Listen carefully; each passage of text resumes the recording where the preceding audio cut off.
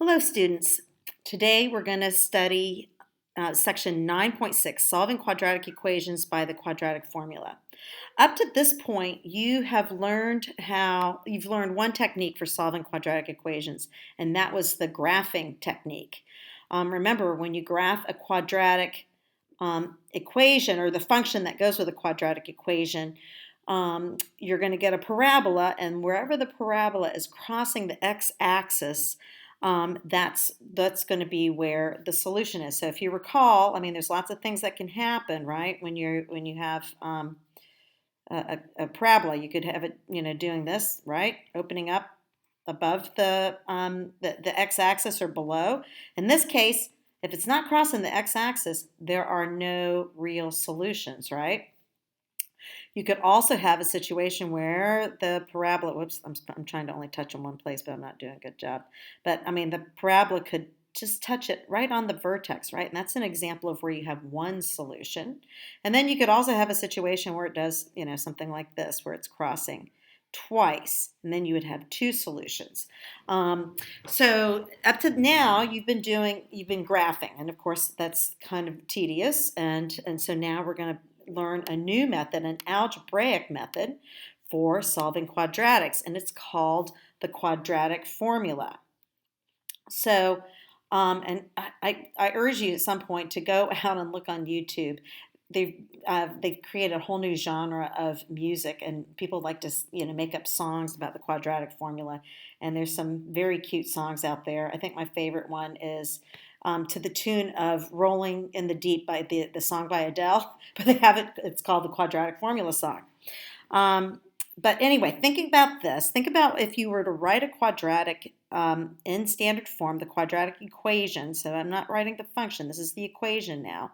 So ax squared plus bx plus c equals 0. So instead of y here, I've got a 0, right? So think about, where is y 0? It's 0 wherever it touches the x-axis.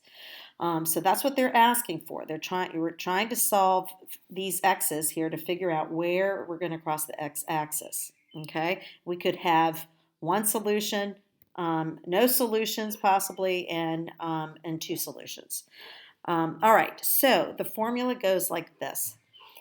X equals the opposite of b. So whatever b is, this is going to have the opposite sign, plus or minus the square root of b squared minus 4 times a times c. And the whole shebang, is over 2 times a. Now, where does this come from? Well, it comes from a mathematical derivation, which you will see in Algebra 2, where this formula comes from. But it's derived algebraically, and they've determined that that's how you would solve an equation that looked like this, a quadratic equation. All right, so let's put this all together now and do example 1. So in example 1, our quadratic equation is x squared plus 9x plus 14 equals 0. Okay, so let's identify a, b, and c in this equation. So a is the leading coefficient, right? It's the coefficient that goes with the x squared term. So that's equal to 1. What's b? B is equal to 9, and c is 14. All right, let's plug this in. So x equals, what's the opposite of b? Well, so b is 9, so what's the opposite of b? That's going to be negative 9, right? Plus or minus. This means that we're going to have two solutions here, okay? And we're going to have to do the plus part separately from the minus part, but I'll show you what I mean as we get a little bit closer to that. All right, b squared. What's b? Well, b is 9, so this is 9 squared, right? Minus 4 times a, which is 1, and c, which is 14, okay? And the whole shebang is over 2 times a, and a is 1, right? Okay, and I just lost my cursor. Okay.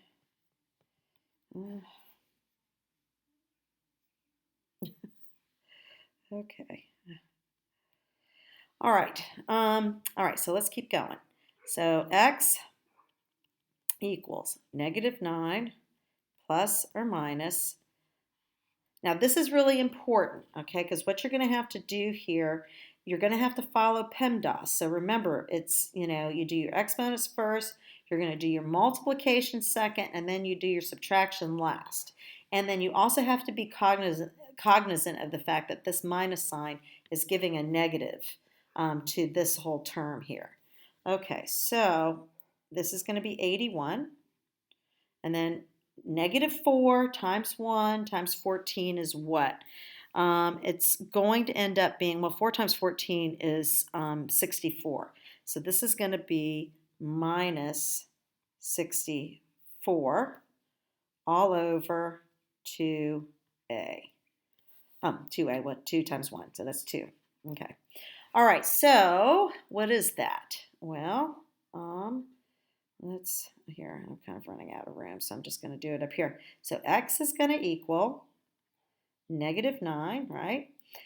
Plus or minus, what's the square root of, what's 81 minus 64? Well, that's 25 all over 2. All right, getting a little closer. X equals negative 9 plus or minus, what's the square root of 25? Well, that's 5 all over 2. Now, you're not done when you get it to here. You need to do the arithmetic on both of this. This means that you're going to have two different solutions. One where you're going to add 5 and one where you're going to subtract 5. That's what that means. It's a shortcut for that. So let's do the addition first. So negative 9 plus 5 is what? Well, that's negative 4, right? And negative 4 divided by 2 is what? Negative 2. So that's our first solution. And then the second one is going to be negative 9 minus 5. So what's that? That's negative 14, right? Divided by 2, so that's negative 7. So these are our two solutions.